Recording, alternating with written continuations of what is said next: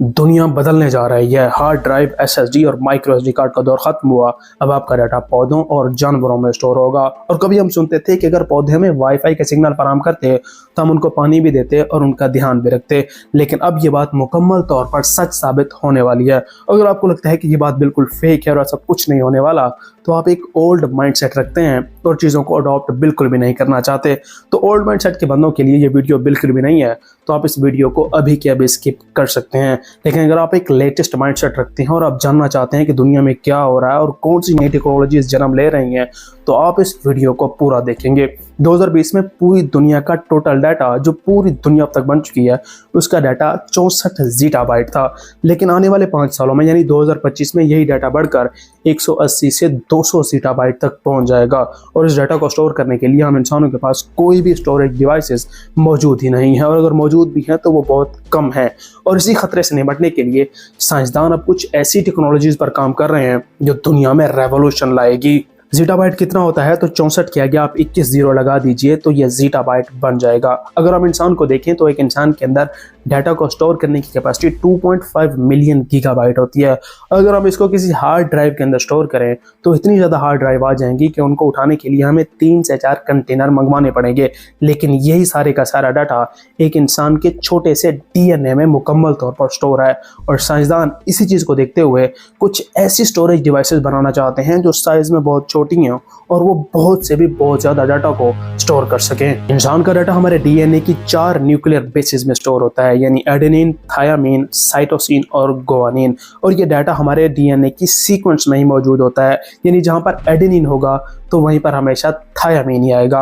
अगर कहीं पर साइटोसिन मौजूद होगा तो वहाँ पर हमेशा गुआनिन ही मौजूद होगा। तो ये एक सीक्वेंस के तहत ही हमारे जिस्म में मौजूद होते हैं। यानी अगर हमें डीएनए का आधा हिस्सा मिल जाए तो हमें बाआसानी पता चल जाएगा कि इसके आधे हिस्से में बाकी क्या मौजूद था। यानी अगर हमें एडेनिन वाला हिस्सा मिल जाए तो हमें हमेशा ये पता चल जाएगा कि इसके आगे हमेशा थायामीन ही लगेगा।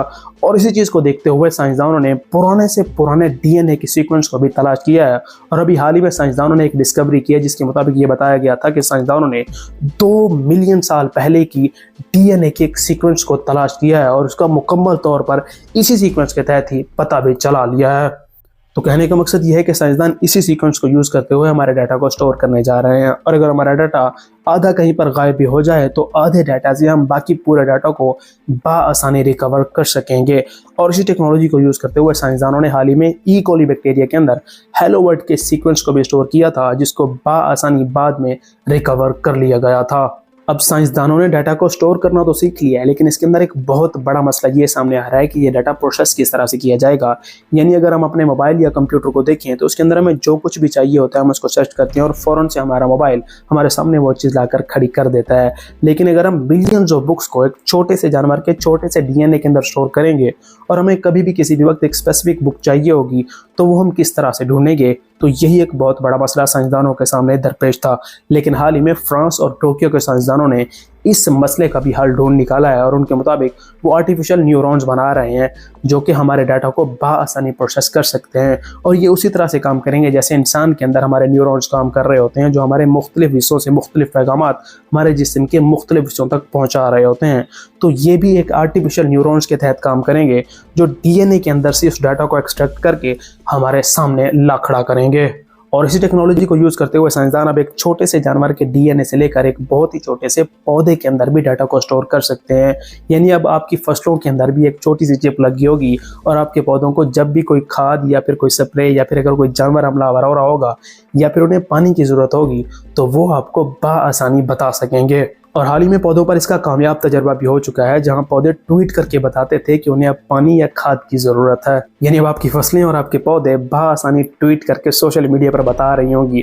तो इससे अब बेहतर टेक्नोलॉजी दुनिया में और क्या आ सकती है। लेकिन पाकिस्तान में अभी इस टेक्नोलॉजी को आने में बहुत टाइम है, इसलिए ये बात आपको अभी नामुमकिन लग रही होगी, क्योंकि हम नई चीज़ों को अडॉप्ट नहीं करना चाहते और हम एक दूसरे को सिर्फ गलत करार देना चाहते हैं, क्योंकि हमने सिर्फ एक दूसरे को गलत करार देना और मर्दाना कमज़ोरी का इलाज करना ही सीखा है। तो अगर हमें दुनिया में आगे बढ़ना है तो हमें टेक्नोलॉजीज़ को अडॉप्ट तो करना पड़ेगा और पुरानी फर्सुदात की बातों को छोड़कर नई से नई टेक्नोलॉजी को लाजमी तौर पर अडॉप्ट करना पड़ेगा। मिलते हैं नेक्स्ट वीडियो में। अल्लाह हाफिज़।